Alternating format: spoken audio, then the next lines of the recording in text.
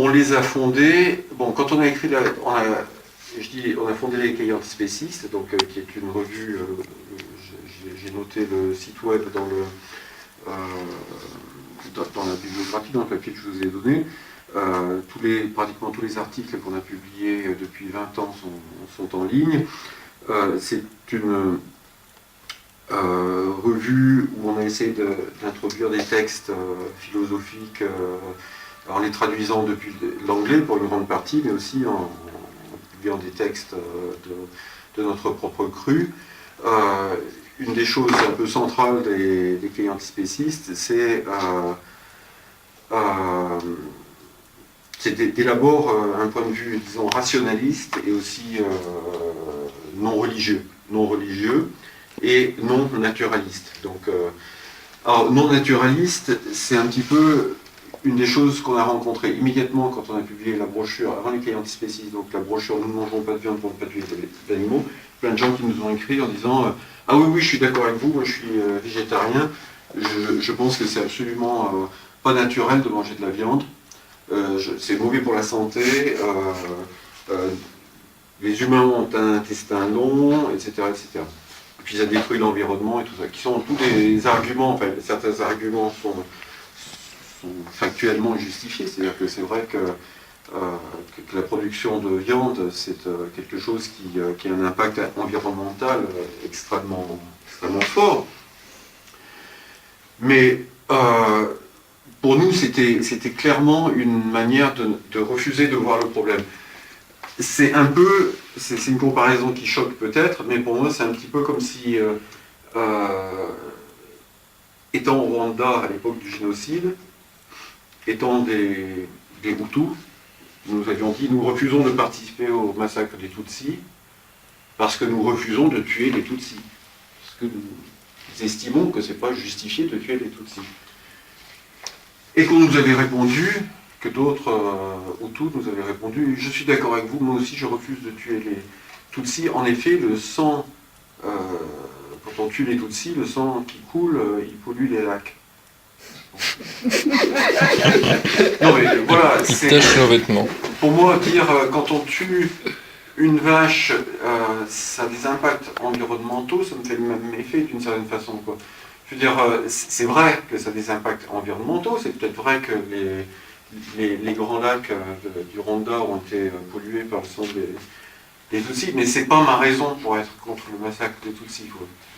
Et c'est une raison qui s'ajoute, mais un petit epsilon, contre la raison immédiate et directe, c'est que tout le monde le sait, manger de la viande, ça tue les animaux. Manger de la viande, ça tue les animaux. Que tuer les animaux, c'est pas un acte neutre, c'est pas un acte sans importance, c'est un acte qui veut dire prendre la vie d'un être qui aurait aimé continuer à vivre. Qu'en plus, c'est faire produire un être et le faire vivre dans des conditions qui sont des conditions abjectes, dans les élevages qui sont les élevages aujourd'hui, à 95%. Et donc, le problème, il est là. Mais au lieu de ça, on nous a casé systématiquement donc, dans une problématique qui n'était pas la nôtre, qui est la problématique environnementale, qui est une problématique naturaliste aussi, du genre l'homme n'est pas fait pour manger les animaux. Si je dis l'homme n'est pas fait pour manger les animaux, la plupart des gens vont penser que c'est un argument et que c'est un argument scientifique. Les gens essayent d'argumenter sur ce plan-là en disant oui, par exemple, nous n'avons pas la dentition des carnivores, nous avons un intestin long et tout ça.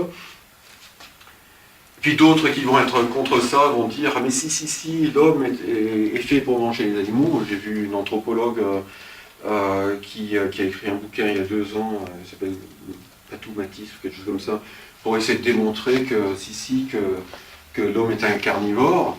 C'est un carnivore, je ne sais pas, pour moi carnivore, c'est-à-dire qui de fait mange des animaux, mais en fait, quand on lit son bouquin, on se rend compte que ce qu'elle veut démontrer, c'est que l'homme est fait pour manger des animaux. Et je veux dire, on est quand même plus de 100 ans après Darwin, on devrait savoir ou au moins admettre qu'il est possible d'imaginer que l'homme ne soit pas fait pour quelque chose. Je veux dire, on n'est pas fait pour quelque chose. En tout cas, le darwinisme nous dit qu'on n'est pas fait pour quelque chose. Je veux dire, le darwinisme nous décrit un mécanisme d'évolution qui dit qu'on a été fait parce que il y a une certaine évolution qui s'est faite par des mécanismes causaux. Dire on est fait pour quelque chose, c'est parler de finalisme. Le darwinisme, en principe, c'était la fin du finalisme. C'était la proposition sur laquelle il est possible d'expliquer la nature et l'évolution des espèces par des causes et non par un projet qui aurait été un projet divin ou qui aurait été un projet interne aux animaux, comme était l'explication de Lamarck, ou qui était encore finaliste. Le darwinisme, en principe, c'est quelque chose de causal et de non finaliste. Mais constamment, je pense que dans l'esprit des gens, il y a l'idée qu'on est fait pour manger les animaux ou qu'on n'est pas fait pour manger les animaux, que la nature est un système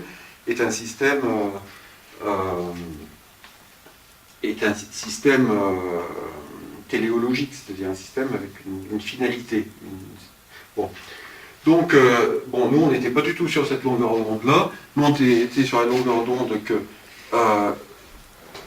refuser de manger les animaux, refuser d'être des prédateurs, c'était quelque chose, d'une certaine façon, de non naturel. On pourrait peut-être dire, d'une certaine façon, d'antinaturel, mais pour moi, c'est pas antinaturel non plus, dans le sens que antinaturel, ce serait combattre une volonté de la nature. Si on considère que la nature n'a pas de volonté, il n'y a pas à le combattre. Simplement, c'est quelque chose qui est une innovation dans la nature, une innovation dans le monde tel qu'il a existé jusqu'à aujourd'hui. Je pense que c'est une innovation, c'est pas une innovation absolue, dans le sens que je pense que la compassion a toujours existé, en tout cas depuis très très longtemps, que beaucoup d'animaux non humains font preuve de compassion. Il y a même des exemples qu'on trouve, des vidéos sur le web d'une lionne qui a adopté une gazelle ou des choses comme ça. Donc d'animaux qui d'une certaine façon se sont abstenus de la prédation maintenant. Bon, la lionne, qu'est-ce qu'elle va manger, quoi? Un petit problème. C'est-à-dire que le refus de la prédation, on n'est peut-être pas, les végétariens d'aujourd'hui sont peut-être pas les premiers à l'avoir fait, mais je dirais que les humains sont les premiers à pouvoir le faire en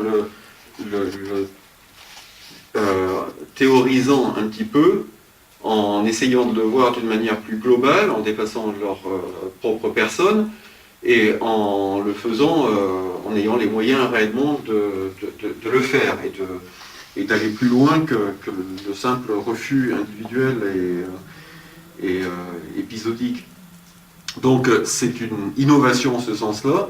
Le mouvement végétarien dans le monde, c'est une grosse innovation, c'est le fait que des individus collectivement se mettent à refuser de participer refusent d'être des prédateurs. Et je dirais qu'aujourd'hui, le mouvement végétarien, bon, je dis mouvement végétarien, en fait, le mouvement végétarien aujourd'hui, on parle plutôt, enfin moi j'ai envie de parler plutôt du mouvement pour l'abolition de la viande, c'est du mouvement pour dire, de la même façon qu'on a aboli l'esclavage, donc une exploitation injuste d'autres individus, il faudra abolir la viande et donc considérer que voilà, il n'est pas légitime d'exploiter d'autres individus pour manger leur chair.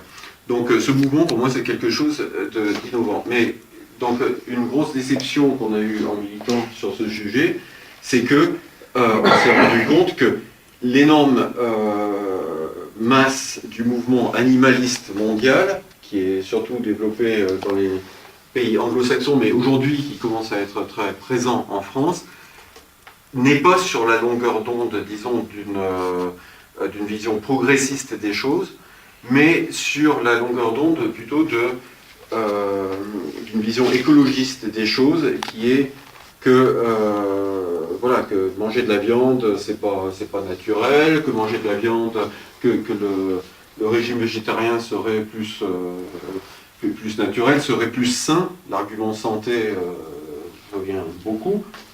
C'est un argument, là encore, dont je pense qu'il a un certain mérite, mais qui est pour moi loin d'être l'argument central. Donc, et qui a comme idéal que finalement que les humains laissent tranquille la nature, se retirent de la nature et laissent les animaux entre eux avec une vision, je dirais, assez paradisiaque de la réalité de la nature. Alors ce que j'argumente dans le petit texte que j'ai mis en résumé de l'intervention, c'est que, bon, donc, le deuxième paragraphe, une éthique rationnelle ne peut estimer que la souffrance d'un lapin compte moins que celle d'un humain, simplement parce qu'il n'appartient pas à la même espèce. Parce qu'on a une différence d'espèce, pas plus qu'une différence de couleur de peau, que sa souffrance compte moins. De là découle la mise en cause de la prédation pratiquée par les humains sur les autres animaux, dont plus de 60 milliards sont élevés et égorgés chaque année pour notre consommation. 60 milliards, ça compte les animaux terrestres, ça compte pas les poissons qui sont au moins 10 fois plus nombreux que ça. Une éthique rationnelle ne peut non plus estimer que la souffrance d'un lapin compte, mais seulement lorsqu'elle est infligée par les humains. En définitive, elle ne peut faire l'économie d'une remise en cause de la prédation en général, donc de la prédation, y compris des animaux entre eux.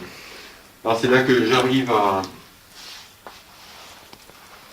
Bon, sur le texte donc, que je vous ai distribué, il y a quelques points, c'est vraiment des petits points, mais si j'en profite pour dire que cette idée de remise en cause de la prédation, c'est pas non plus quelque chose qui est totalement nouveau. Je veux dire, dans la Bible, donc Ésaïe, chez vous, ça a été écrit il y a 2500 ans à peu près. Bon, la Bible, pour moi, c'est pas la Bible, en fait, c'est pas ma Bible, c'est pas un texte qui fait froid, simplement c'est que ça fait froid du fait qu'il y a des gens qui se posaient le problème, quoi. Et ils se posaient le problème puisqu'ils imaginaient donc un monde futur où il y aurait la paix, où il y aurait un minimum d'apaisement des tensions. Ce monde futur, il n'imaginait pas avec le loup qui dévore l'agneau. Il disait, c'est dit, le loup et l'agneau paîtront ensemble, le lion mangera de la paille comme le bœuf. La poussière sera la nourriture du serpent. Je ne sais pas si c'est très bon, mais bon. On ne fera pas de tort, on ne détruira pas sur toute ma montagne sainte, dit l'Éternel. On ne fera pas de tort, ça veut dire aussi que... Pardon. Pour l'homme, excuse-moi, mais pour l'homme, bon, je peux comprendre, il y a quand même... Il peut choisir. S'il veut être végétalien, végétarien, carnivore, tout ce qu'il veut, quoi.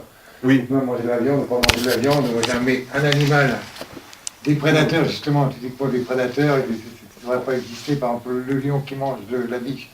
Tu peux pas aller expliquer ça à un lion. Tu peux pas aller sauter sur ton arrête. Je vais y venir, hein. Ouais.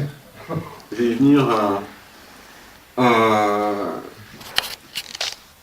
Bon, simplement, là, je voulais dire, insister sur le mot tort, qui est un mot assez fort, qui en général, juridiquement, en français, on utilise le mot tort pour dire dommage à un niveau juridique, et c'est strictement limité. Là, le tort, il est clair que quand c'est marqué le loup et l'agneau paîtront ensemble, le lion mangera la paille au lieu de manger le bœuf, c'est que le tort en question, ce serait le tort fait au bœuf, fait à l'agneau. Donc, ça reconnaît bien qu'il y a que la prédation au moins pose un problème et cause du tort à certains individus. Bon, donc, je disais, remise en cause de la prédation, qu'est-ce que ça veut dire? Bon, d'abord, le titre de mon truc, c'est 1 milliard d'années, ça suffit, par la fin de la prédation. 1 milliard d'années, ça suffit, c'est un peu un clin d'œil au slogan 10 ans, ça suffit de mai 68. 1 milliard d'années, ça suffit, c'est pour dire que c'est vraiment quelque chose qui impliquerait un changement de vision très énorme, mais c'est aussi pour recadrer le truc sur le fait que la prédation, ça existe effectivement à peu près depuis 1 milliard d'années, parce que la prédation dont il s'agit, c'est la prédation sur des êtres sentients, des êtres qui ressentent les choses. Tout simplement parce que, alors bon, on ne sait pas exactement, déjà la science telle qu'elle est aujourd'hui, elle a du mal à caractériser très bien ce que c'est que d'être un être sentient. Mais en plus, les connaissances ne sont pas très précises sur l'évolution, mais grosso modo, ça devrait être... Enfin, les animaux en tant que branche sont apparus il y a à peu près 1 milliard d'années, peut-être il y a 700 millions, enfin, je ne sais pas exactement. Donc on peut estimer que c'est quelque chose qui remonte à de l'ordre d'1 milliard d'années, et depuis 1 milliard d'années, la prédation, les uns ils se bouffent les autres, et puis ils n'ont pas d'autre moyen de faire pour survivre que se bouffer les uns les autres.